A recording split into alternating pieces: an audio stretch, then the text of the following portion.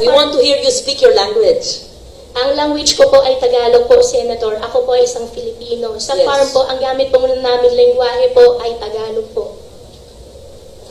But speak Hokkien. I just want to I hear can it. speak Hokkien po, pero Yes. ang ginagamit po na lengguwahe po sa farm po ay Tagalog. There's nothing wrong with knowing languages. Yes, If you're good in Hokkien, speak it, right? For Yes, after po. all, your father's Chinese and you're half Chinese. Don't Madam, be ashamed of that. Opo, hindi naman po ako nahiya, naman po ako na-ashamed. Madam Senador, mas kaya ko po ikwento na mas fluent sa Tagalog kasi yan naman po ang mother tongue ko po kaysa sa po sa Chinese language po. Kaya ako okay lang po na ikwento ko po in Tagalog. Okay, proceed. If you don't like to speak the language of your father, then speak in Filipino. Opo. Briefly please, Mayor, dahil malapit na tayo mag-suspend. Ay, opo, sorry po ma'am. Thank you. Just brief. Apo. Thank you, Madam Chair. Lumaki po ako sa farm, 14 years old pa lang po ako.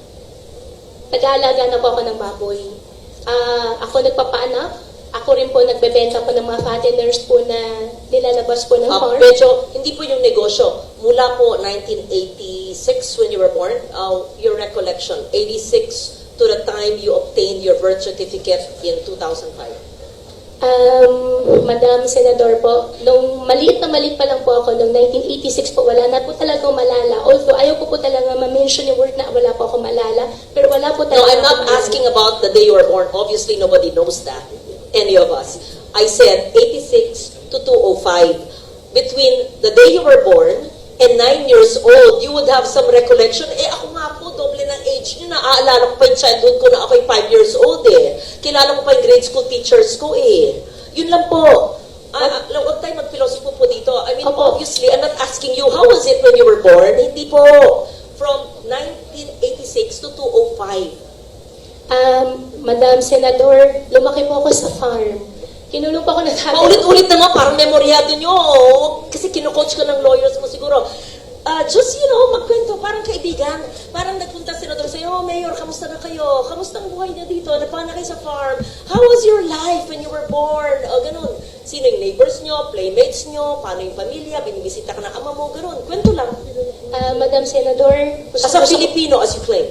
Opo, gustong-gusto ko po magkwento. Ang playmates ko po doon sa farm ay yung mga dati po namin empleyado rin po. Kaming ko po yung mga tao pero may mga luma, mga matatagal po namin empleyado. Pagbalik ko po ngayon araw, hahanapin ko po sila at sa susunod po na Senate hearing, isasama ko na lang din po sila. Aaralin pa ng mga abogado. Teka po, anything, when I say your first 10 years of your life, the first 9 years of your life, kilala ko pa yata yung isang abogado mo sa likod mo. Anyway, the first 9 years of your life, what is the first image that comes?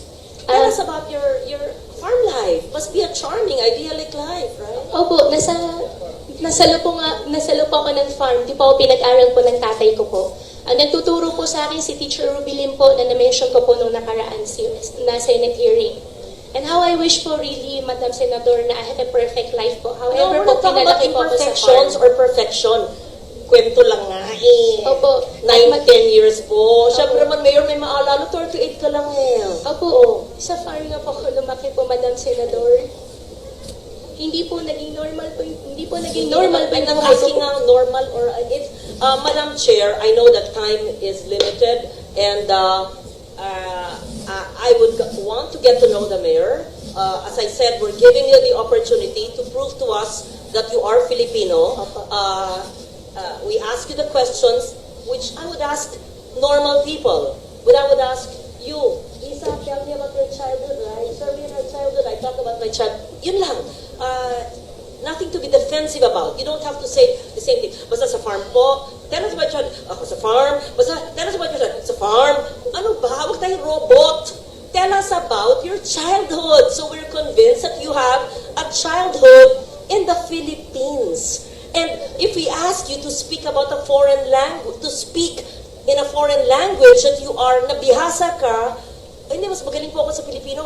Ba't may kakaya kung magaling sa Hokkien? Kung magaling ka mag-Mandarin? Wala. Maganda nga. Marami ka na lengguwahe. I will leave it at that and I will ask more questions in the next hearing because ano ba ang ating pinupunto dito? Na dapat ang ating mga ahensya ng gobyerno ay hindi nagpapahintulot ng mga sindikatong kriminal na nagbibigay ng mga pekeng birth certificate at ibang dokumento